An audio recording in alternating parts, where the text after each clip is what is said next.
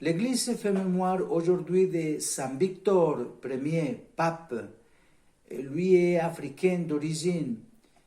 Il a été pape pendant 10 ans et lutte contre différentes hérésies, en particulier l'adoptionnisme.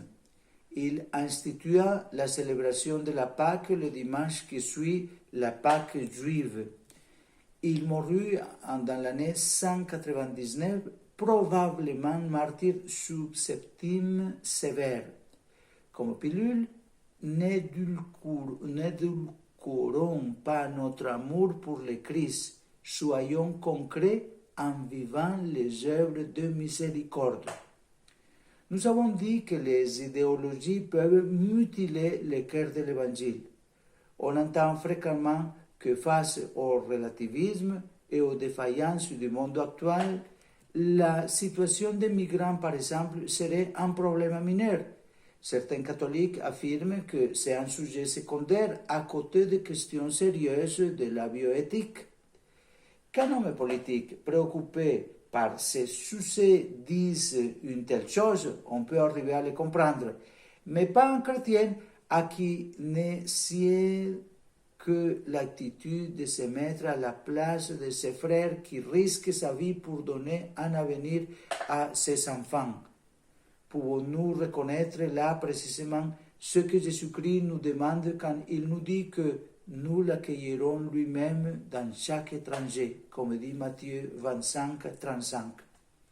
Saint Benoît l'avait accepté sans réserve, et bien que cela puisse compliquer la vie des moines, il a disposé que tous les hôtes qui se présentaient au monastère, on les accueille comme le Christ, en l'exprimant même par des gestes d'adoration, et que les pauvres et les pèlerins soient traités avec le plus grand soin et sollicitude. L'Ancien Testament ordonne quelque chose de semblable quand il dit « Tu ne molesteras pas l'étranger, ni les opprimeras, car vous-même avez été étrangers dans les pays d'Égypte. » Ce texte, on le trouve dans l'Exode 22, 20. Et dans le Lévitique, dit « L'étranger qui réside avec vous sera pour vous comme un compatriote, et tu l'aimeras comme toi-même, car vous avez été des étrangers au pays d'Égypte. » Par conséquent, il ne s'agit pas d'une invention d'un pape ou d'un délire passager. Nous aussi, dans le contexte actuel, nous sommes appelés à parcourir le chemin de l'illumination spirituelle que nous indique le prophète Isaïe quand il s'interrogeait sur ce qui plaît à Dieu. N'est-ce pas partager ton pain avec l'affamé, héberger chez toi les pauvres sans abri?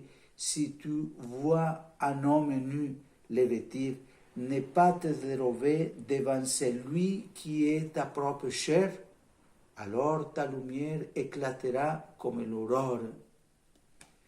Jamais un pape comme le fait le pape François n'avait autant insisté sur la congruence entre l'esprit évangélique et la vie de miséricorde que nous devrions tous avoir. C'est pourquoi le Saint-Père n'est pas aimé de beaucoup, car il insiste auprès de tous sur le fait que nous ne pouvons rester dans une spiritualité purement idéologique et contemplative sans que cela nous amène à agir, même si cela déstabilise notre confort. Il n'y a pas de christianisme d'idées sans action concrète, et les actions concrètes de miséricorde ne sont pas chrétiennes sans la prière qui nous conduit à l'union avec Dieu.